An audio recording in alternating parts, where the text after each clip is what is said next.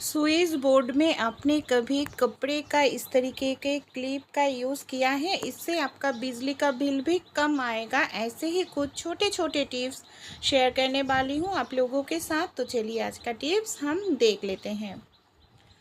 इस तरीके का जो नारियल होते हैं ना, कई रेसिपी में हमें नारियल देना पड़ते हैं, लेकिन नारियल कूटने का कोई मशीन नहीं है, तो कटारी भी नहीं है। तो एक फ़ॉक ले लीजिएगा। फ़ॉक की मदद से आप बिना मशीन के ही आसानी से नारियल को इस तरीके से कूट सकते हैं या किसी भी रेसिपी में यूज़ कर सकते हैं। ये देखिए कितना बढ़िया तरीके से बिना कोई मशीन के ही हम नारियल को कुड़ा सकते हैं, रेसिपी में यूज़ कर सकते हैं। अच्छे लगे टिप्स तो ज़रूर आप भी फॉलो करके देखिएगा। हमारे घर में इस तरीके का जो साड़ी हम पहनते हैं, कई बार साड़ी के साथ हम ब्लाउज़ कहाँ पर रखे हैं, पेटीकोट कहाँ पर रखे हैं, ढूंढना पड़ते हैं। तो एक काम कीजिएगा, आप इस तरीके से साड़ी के ऊपर पेटीकोट को रखकर इस तरीके से हैंगर में हैंग करके लीजिएगा। तो क्या होगा, एक ही साथ साड़ी के साथ पेटीकोट भी रहेगा और जो ब्लाउज़ है ना, हैंगर के ऊपर से इस तरीके से लगा लीजिएगा। ऊपर के एक हुक और नीचे का एक हुक ब्लाउज़ के लगा दीजिएगा। इससे क्या होगा, एक ही जगह पर साड़ी के साथ पेटीकोट ब्लाउज़ रहेगा, आपको ढूंढने की ज़रूरत नहीं है। हमारे घर में जो ग्रेटर मौजूद होते हैं ना, सभी के पास तो इस तरीके का ग्रेटर होते ही हैं। एक्स्ट्रा कोई ग्रेटर अगर है तो ले लीजिएगा। इस ग्रेटर की मदद से हम अपने काम को आसान कर सकते हैं। किस तरीके से, चलिए देख लेते हैं। मैंने यहाँ पर ग्रेटर के अंदर ग्रेटर को मोजे के अंदर इस तरीके से डाल दिए हैं। पुराने कोई भी मोजा हो, मोजे के अंदर डाल दीजिएगा। फिर हमारे घर में जो मार्बल पत्थर का फ्लोर होते हैं या टाइल्स का फ्लोर होते हैं ना, इसके जो जॉइंट वाला जगह पर बहुत ही ज़्यादा गंदगी जम जाते हैं, आसानी से कई बार क्लीन नहीं होते हैं। तो उस जगह कैसे हम साफ़ कर सकते हैं, मैंने यहाँ पर हार्पिक ले लिया है। आपको हाथ लगाने की ज़रूरत नहीं है। ग्रेटर का सामने वाला हिस्सा एकदम से नुकीले होते हैं, जिसके कारण इस तरीके से अगर आप पोंछेंगे ना एक ग्रेटर और मोजे की मदद से, ये जो जॉइंट वाला जगह है टाइल्स या मार्बल पत्थर का, वो एकदम से क्लीन हो जाएगा। यकीन मानिए फ्रेंड, मैं खुद ट्राई करती हूँ। रोज़ करने की ज़रूरत नहीं है आपको। अब 15 दिन के या महीने में एक बार करेंगे ना, इस तरीके से पोछा लगाएंगे, तो देखिएगा आपका घर एकदम से नए जैसा चमक आ जाएगा। आपका मार्बल पत्थर या टाइल्स एकदम से चकाचक हो जाएगा। मैं पोंछ कर दिखा रही हूँ। पहले कितना ज़्यादा काला गंदगी था, अब देखिए एकदम से साफ़ हो गया है। तो ज़रूर आप भी ये टिप्स फॉलो करके सकते हैं। इस तरीके का जो मोम होते हैं, कई बार मोम टूट जाते हैं, छोटा हो जाते हैं, हम मोम को यूज़ नहीं करते हैं। ऐसे ही पुराना मोम जो आपका टूटा हुआ है मत फेंकिएगा, इस मोम का हम यूज़ कर सकते हैं। मैंने यहाँ पर चम्मच ले लिया है बड़ा वाला। जो मोम छोटा हो गया है या एकदम से टूट गया है, वही मोम क्या करेंगे, ये देखिए चम्मच के अंदर मैं इस तरीके से डाल कर ले रही हूँ। हमें इस तरीके से डाल कर मोम को लेना पड़ेगा। फिर हम क्या करेंगे, ये जो मोम हम ले रहे हैं ना, चम्मच को क्या करेंगे, गैस के ऊपर कुछ टाइम रख देंगे। 1-2 सेकंड के लिए जो मोम है एकदम से लिक्विड हो जाएगा। ये देख लीजिए एकदम से लिक्विड फॉर्म में जब आ जाएगा ना, तब हम क्या करेंगे, हमारे घर में जो पुराना दिया होते हैं, इस तरीके का पुराना दिया ले लीजिएगा। दिया के अंदर आप लिक्विड मोम को डाल दीजिएगा। फिर हम क्या करेंगे, हमारे घर में कोई भी धागा ले सकते हैं या इस तरीके का जो रुई होते हैं, रुई को आप क्या कीजिएगा, बाती जैसा बना लीजिएगा और माचिस की तीली बीच में रखकर इस तरीके से सीधा करके इसको रखिएगा। कुछ टाइम रख देंगे तो एकदम से मोम जो है सख्त हो जाएगा। देखिए मैंने यहाँ पर 10 मिनट के लिए ऐसे ही छोड़ दिए थे, अब एकदम से सख्त हो गया है। आप देख सकते हैं मोम के दिया आप इस तरीके से बना सकते हैं, पूजा में यूज़ कर सकते हैं। तो बेकार जो हो गया है, मोम टूट गया है, छोटा हो गया है, उसको मत फेंकिएगा। इस तरीके से आप यूज़ करने से खर्च भी कम होगा। और जिस तरीके का जो कपड़े होते हैं ना फ्रेंड, हमारे घर में जो कॉटन का कपड़ा होते हैं, प्रिंटेड कपड़ा एकदम से कॉटन का होते हैं। कई बार कपड़े हम खरीद कर लेकर आते हैं और कपड़े का जब हम इसको पानी से क्लीन करते हैं, इसका रंग जो है कलर छूटना शुरू कर देते हैं और 1-2 वॉश में ही ख़राब लगते हैं देखने में। तो इसके लिए छोटा सा एक काम कीजिएगा, हमारे घर में जो नमक होते हैं, मैंने नमक ले लिया है और एक छोटा चम्मच के कितना फिटकरी होते हैं ना, फिटकरी का पाउडर हमने अच्छे से मिक्स्ड करके पानी में ले लिया है। अब हम क्या करेंगे, नए वाला जब भी हम कॉटन का प्रिंटेड कपड़े खरीदे या नॉर्मल एक कलर के ही प्रिंटेड कपड़े खरीदे, तो इस नमक फिटकरी वाली पानी में हमें इसको 10 मिनट के लिए ऐसे ही भिगो कर रखना होगा। इससे क्या होगा, ये जो कलर है ना और भी ज़्यादा गाढ़ा हो जाएगा। और कब आप इस तरीके से भिगो कर रखिएगा, देखिएगा कलर थोड़ा सा भी नहीं छूटेगा नए कपड़े का। सरसों का पेस्ट हम सभी लोग तरकारी सब्जी में खाते हैं। कई बार सरसों के पेस्ट सब्जी तरकारी डालने में हमें गैस एसिडिटी हो जाते हैं। तो इसके लिए आप छोटा सा एक काम कीजिएगा, जब भी आप सरसों का पेस्ट का कोई सब्जी बनाए, पेस्ट करने के बाद थोड़ा सा पानी डालकर इस तरीके से पतला कर लीजिएगा। फिर चाय वाला छन्नी की मदद से आप इसको छान लीजिएगा। ये जो सरसों के छिलका है ना, इससे गैस एसिडिटी बन जाते हैं। अगर हम इस तरीके से इसको चाय वाला छन्नी की मदद से छिलके को अलग करके ले लेंगे ना, तो छिलका निकल जाएगा, जिसके कारण गैस एसिडिटी के जो प्रॉब्लम है वो नहीं होगा, हजम में भी आसानी हो जाएगा। तो ये छिलके को हम जो पौधा होते हैं उसके जड़ में दे देंगे। तो ज़रूर ये टिप्स फॉलो करके देखिएगा। चावल हम सभी लोग ही खाते हैं फ्रेंड। कई बार होता है क्या, चावल जब भी हम पकाते हैं एक प्रॉब्लम दिखाई देते हैं। चावल को हम ढक कर रखते हैं और चावल के जो पानी है इस तरीके से गिरते हैं, गैस ओवन गंदा हो जाते हैं और हमें गैस को साफ़ करना पड़ती है। तो इस तरीके से खुला रखने से भी कई बार चावल के पानी निकलते हैं और पूरा खुला रखने से गैस खर्च ज़्यादा होते हैं। हमारे घर में जो सरासी होते हैं, आप इस तरीके से रख दीजिएगा, देखिएगा हवा भी निकल लेगा गर्म, और चावल का गर्म पानी भी नहीं गिरेगा।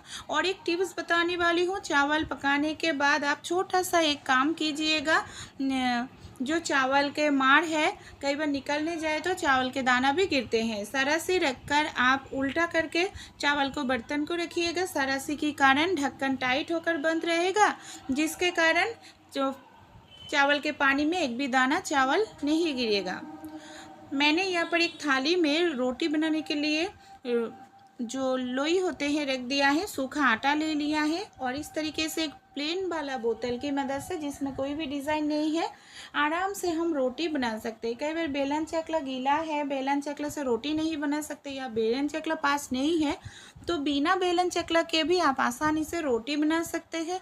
और इस तरीके से रोटी बनाकर अगर आप रोटी को सेकेंगे ना, बहुत ही अच्छे से रोटी भी आप सेक पाएंगे। ये देखिए मैं दिखा रही हूँ कि एकदम से परफेक्ट रोटी आपका बन जाएगा। आप चाहे तो इसको तवा में इस तरीके से सेक लीजिएगा। अगर आपके पास तवा ना हो तो आप उल्टा करके प्रेशर कुकर ले लीजिएगा। प्रेशर कुकर को गर्म करके प्रेशर कुकर के ऊपर आप इस तरीके से रोटी रख दीजिएगा।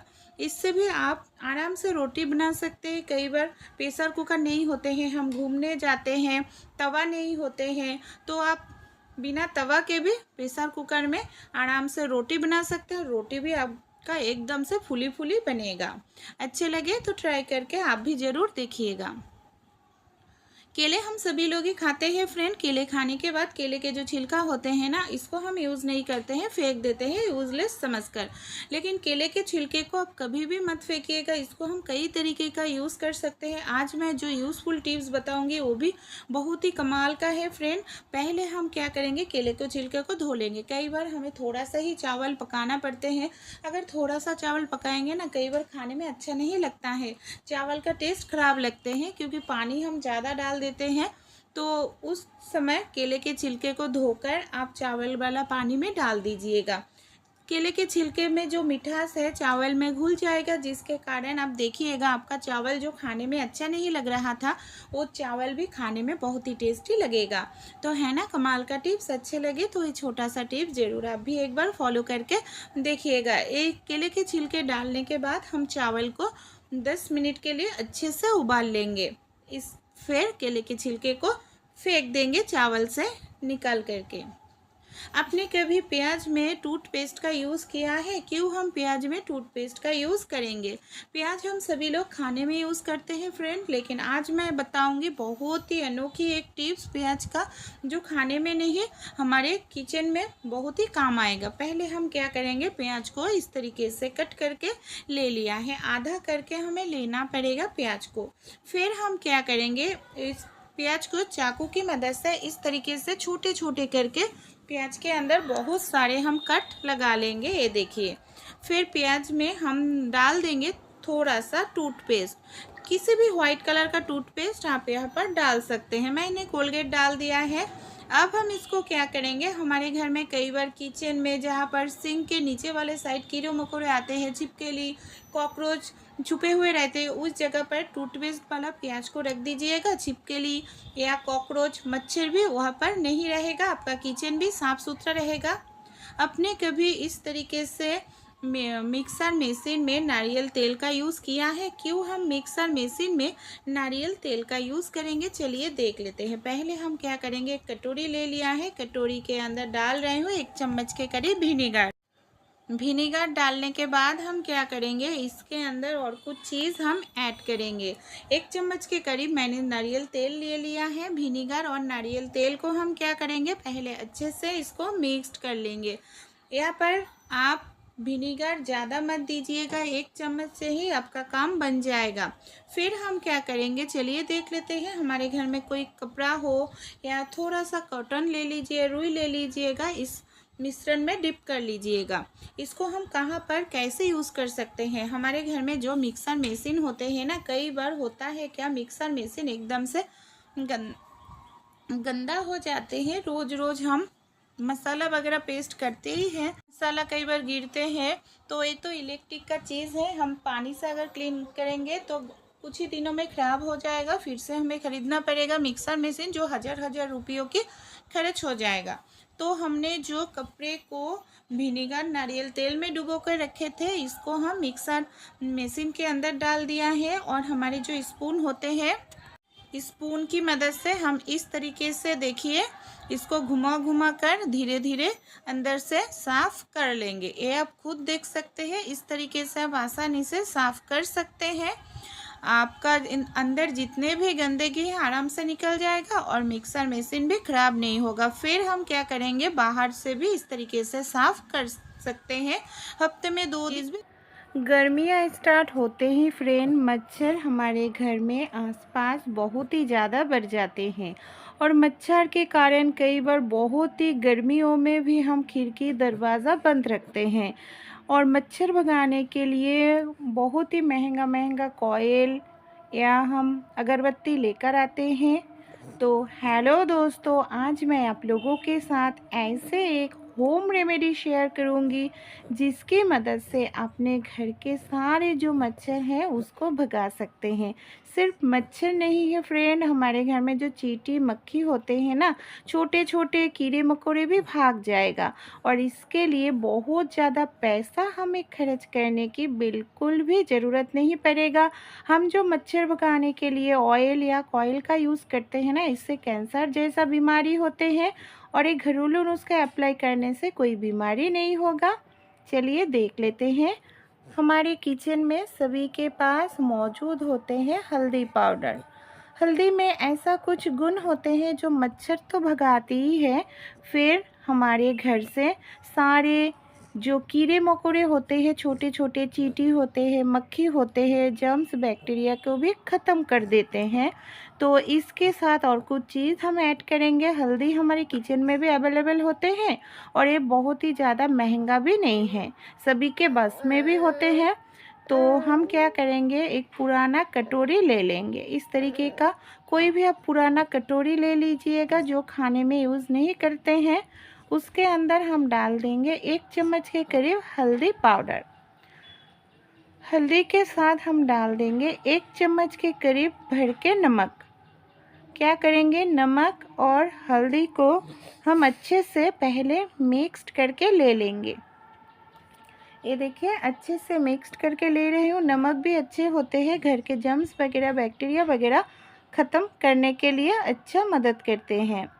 फिर इसके अंदर 1 चम्मच के करीब हम और एक चीज़ डालेंगे, वो है खाने वाला सोडा।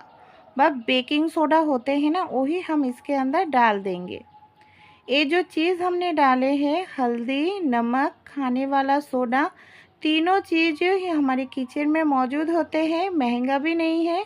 और सारे चीज़ आप एक साथ मिला लीजिएगा अच्छे से। फिर हम इसके अंदर और एक चीज़ ऐड करेंगे फ्रेंड, वो भी हमारे घर से बैक्टीरिया को ख़त्म करते हैं, गंदगी दूर करते हैं, वो है डिटर्जेंट पाउडर। आप कोई भी डिटर्जेंट पाउडर 1 चम्मच के करीब डाल दीजिएगा। देखिए सारे जो इंग्रेडिएंट्स हमने इसमें ऐड किए हैं ना, 1 चम्मच के करीब ही ऐड किए हैं। अगर आपको मिश्रण ज़्यादा बनाना है तो आप सारे चीज़ों को ज़्यादा करके मिला लीजिएगा। फिर हम और एक चीज़ ऐड करेंगे, वो है डेटॉल। अगर आपके पास डेटॉल ना हो तो सेवलॉन का भी यहाँ पर आप इस्तेमाल कर सकते हैं। मैं यहाँ पर डेटॉल का ही यूज़ करूँगी। 1 चम्मच के करीब, ज़्यादा नहीं। सारे चीज़ हम 1 चम्मच के करीब ही ऐड करके ले रहे हैं। अब हम क्या करेंगे, डेटॉल के साथ सारे चीज़ों को अच्छे से हमें मिलाकर लेना पड़ेगा। डेटॉल का जो स्मेल गंध है ना, यहाँ पर हमने हल्दी डाले हैं, खाने वाला सोडा डाले हैं, ये सब गंध मच्छर एकदम बर्दाश्त नहीं कर सकते हैं। सिर्फ मच्छर नहीं, घर पे अगर मक्खी ज़्यादा हो, चींटियाँ ज़्यादा हो, सारे ख़त्म कर देगा। इसके अंदर 1 ग्लास के करीब पानी डालना होगा, ज़्यादा पानी नहीं तो इसका जो स्मेल है ख़राब हो जाएगा। तो इसके लिए 1 ग्लास के करीब ही पानी डालेंगे, ज़्यादा नहीं। पानी डालने के बाद हमें फिर से अच्छे से इसको मिक्स करके लेना पड़ेगा। मैंने 1-2 मिनट रख दिए थे सारे चीज़ अच्छे से मिक्स्ड होने के लिए। फिर हम क्या करेंगे, हमारे घर में इस तरीके का जो बोतल होते हैं ना, आप कोई भी बोतल ले सकते हैं। इस तरीके का स्प्रे बोतल हो, पानी कोल्ड ड्रिंक्स का बोतल हो, वो भी ले सकते हैं। इस मिश्रण को हम स्प्रे बोतल के अंदर भर के ले लिया है।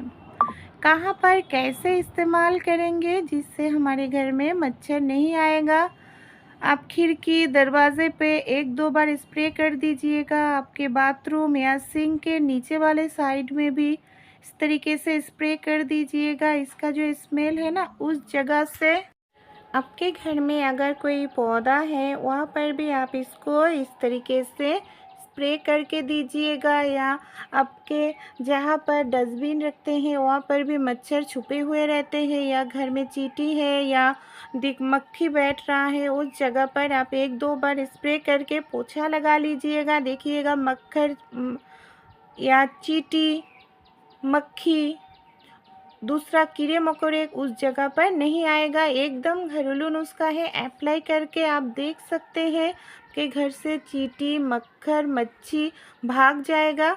तो ज़रूर एक घरेलू नुस्खा आप एक बार ट्राई करके देखिएगा फ्रेंड। उम्मीद करती हूँ आपको अच्छा रिज़ल्ट मिलेगा। घरेलू नुस्खा है, 100% काम करेगा, शरीर में किसी भी बीमारी नहीं होगा।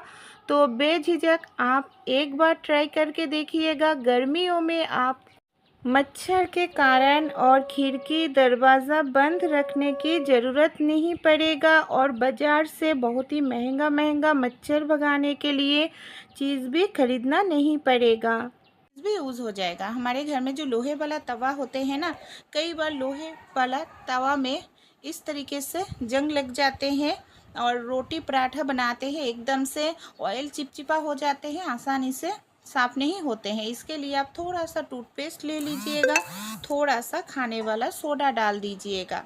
फिर हम क्या करेंगे, थोड़ा सा इसमें डाल देंगे, देखिए नमक, और थोड़ा सा हम पानी डालकर इसको क्या करेंगे, अच्छे से हम इसको इस तरीके से पूरे जो मिश्रण है पूरे तवा के ऊपर हमें लगाना पड़ेगा। ये देखिए पूरे तवा में हम इस मिश्रण को इस तरीके से लगा कर ले रहे हैं पूरे तवा में। फिर हम क्या करेंगे, पूरे अच्छे से लगाने के बाद आप इसको गैस के ऊपर 1-2 सेकंड के लिए रखेंगे ना, जब तवा अच्छे से गर्म हो जाएगा, मिश्रण जो है एकदम से सूखना शुरू हो जाएगा। मैंने यहाँ पर 40 सेकंड के लिए रखे थे, एकदम से सूख गया है, आप खुद देख सकते हैं। अब हम क्या करेंगे, अच्छे से सूख जाने के बाद तवा को हम अच्छे से ठंडा कर लेंगे। जब तवा अच्छे से ठंडा हो जाएगा तभी हमें इसको साफ़ करना होगा। अब हम गैस बंद कर देंगे और तवा को ठंडा कर लेंगे। ठंडा जब हो जाएगा फिर मैं आप लोगों को साफ़ करके दिखाऊंगी। तवा में जितने भी गंदगी हैं, ऑयल चिपचिपापन है, वो एकदम से साफ़ हो जाते हैं। लोहे वाला तवा हो या लोहे वाला कढ़ाई, आप इस तरीके से चुटकियों में साफ़ कर सकते हैं। गंदगी साफ़ हो जाते हैं, ज़्यादा समय भी नहीं लगते हैं। मैंने कुछ ही टाइम के लिए इसको घिस लिए हैं, तो चलिए पानी के मदद से धोकर दिखाते हैं। ये देखिए मेरे लोहे वाला तवा एकदम से साफ़ हो गया है।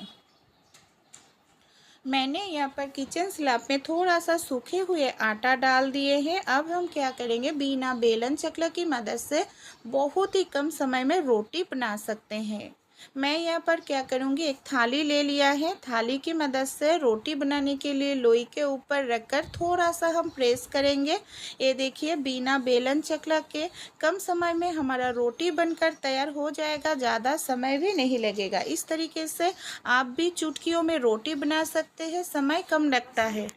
और अगर आपके पास बेलन चकला ना हो, बेलन चकला गीला हो, तो ये टिप्स फॉलो कीजिएगा। हमारे घर में जो इस तरीके का जो गैस लाइटर होते हैं ना, कई बार प्रॉब्लम क्या होते हैं, गैस लाइटर को हम इस तरीके से जलाने के बाद कई बार पानी में रख देते हैं, इधर उधर रख देते हैं और गैस लाइटर गीला हो जाते हैं। कुछ ही दिनों में गैस लाइटर ख़राब हो जाते हैं। अगर आप देख रहे हैं पानी में गिर गया है या लाइटर नहीं जल रहा है, तो नए लाइटर खरीदने से पहले आप छोटा सा एक काम ज़रूर कीजिएगा। इससे आपका नए लाइटर खरीदना नहीं पड़ेगा और पैसे का भी बचत होगा। जब भी हम खाना बना रहे हैं उस टाइम देखिएगा, खाना बनाने के बाद गैस बर्नर जो होते हैं ना, बहुत टाइम तक गर्म रहते हैं। तो इस गर्म हो गया है गैस बर्नर में हम गैस लाइटर को इस तरीके से 5-6 मिनट के लिए रख देंगे। इसके अंदर जो पानी होते हैं ना, देखा जाएगा पानी क्या करेगा, गर्म बर्नर में रखने का कारण पानी सोख कर लेगा, लाइटर में एक बूंद पानी भी नहीं रहेगा। फिर आप इसको आराम से यूज़ कर सकते हैं। ये देखिए मैं जलाकर आप लोगों को दिखा रही हूँ, तो नए लाइटर भी खरीदना नहीं पड़ेगा। आपने कभी स्विच बोर्ड में इस तरीके से क्लॉथ क्लिप का यूज़ किया है? क्यों हम स्विच बोर्ड में क्लॉथ क्लिप का यूज़ करेंगे फ्रेंड? जिससे हमारे पैसे का बचत होगा। तो छोटा सा एक टिप्स फॉलो करने से आपका इलेक्ट्रिक बिल भी कम आएगा। कई बार फ़ोन चार्ज करने के बाद हम क्या करते हैं, फ़ोन को निकाल लेते हैं चार्जर से, स्विच को ऑन रखते हैं। स्विच ऑन रखने से भी बिजली का बिल ज़्यादा आते हैं। कई बार हम पंखा चलाते हैं, पंखा रेगुलेटर से बंद करते हैं, स्विच को ऑन रखते हैं। जब भी काम ख़त्म हो जाए स्विच ऑफ करके रखिएगा, जिससे बिजली का बिल कम आएगा। और एक टिप्स है फ्रेंड, कई बार फ़ोन के जो चार्जर होते हैं इस तरीके से रखने से बच्चे लोग खींचते हैं, चार्जर ख़राब हो जाते हैं और इस तरीके से देखने में भी ख़राब लगते हैं ना। चार्जर इस तरीके से अगर रहेगा स्विच बोर्ड में, तो आप एक काम कीजिएगा, स्विच बोर्ड में किसी भी जगह पर इस तरीके से क्लॉथ क्लिप लगा लीजिएगा। देखिए मैं स्विच बोर्ड में इस तरीके से डबल टेप के सेलो टेप मैंने लगाकर क्लॉथ क्लिप को इस तरीके से लगा लिए हैं। फिर हमारे क्या करेंगे, चार्जर के जो वायर होते हैं इस तरीके से हम इसको गोल गोल करके फोल्ड करके जो क्लिप है क्लिप के अंदर फंसा देंगे। जब चार्ज करना हो निकाल कर चार्ज करेंगे और जब चार्ज करना ख़त्म हो जाएगा इस तरीके से रख देंगे। इससे हमारा नीचे भी नहीं रहेगा और देखने में भी सुंदर लगेगा। अच्छे लगे टिप्स तो ज़रूर फॉलो करके देखिएगा। हमारे घर में जो इस तरीके का ग्रेटर होते हैं ना, हम कुछ चीज़ ग्रेट करते हैं, कई बार ग्रेटर का धार चला जाते हैं और हम बाज़ार से नए ग्रेटर खरीद कर लेकर आते हैं। तो आपको ग्रेटर का धार अगर ख़त्म हो जाए, बाज़ार से नए ग्रेटर खरीदने की ज़रूरत नहीं पड़ेगा। हमारे घर में जो पुराना कप है ना, चाय वाला कप, ग्रेटर के ऊपर इस तरीके से घिसने से आप देखिएगा जिस ग्रेटर का धार ख़त्म हो गया था वो धार फिर से चला आएगा। तो ये टिप्स ज़रूर फॉलो करके आप देखिएगा। मसाला वगैरह पीसने के लिए हम सभी लोग मिक्सर जार का यूज़ करते हैं। लेकिन प्रॉब्लम क्या होते हैं, जब भी हम इसमें मसाला वगैरह पीसते हैं ना, फिर अच्छे से धोकर इसको रख देते हैं, लेकिन ये बहुत समय तक गीला रहने के कारण जो इसका ब्लेड होते हैं ना मिक्सर जार का, कई बार ब्लेड में जंग लग जाते हैं और ब्लेड का धार भी ख़त्म होते हैं। हमें मार्केट से फिर ठीक करना पड़ते हैं, नए ब्लेड लगाना पड़ते हैं, जो बहुत पैसा खर्च हो जाते हैं। तो जब भी आप मसाला वगैरह पेस्ट करें, एक काम ज़रूर कीजिएगा। हमारे घर में जो सरसों का तेल होते हैं या कोई भी कुकिंग ऑयल ले लीजिएगा, ये जो ब्लेड होते सरसों का तेल इस तरीके से ब्लेड में आप लगा कर रखिएगा, पीछे वाला साइड भी लगा कर रखिएगा। इससे क्या होगा, जंग नहीं लगेगा और ब्लेड का जो धार है वो भी ठीक रहेगा। बहुत साल तक आप एक मिक्सर जार यूज़ कर पाएंगे, आपका पैसे का बचत होगा।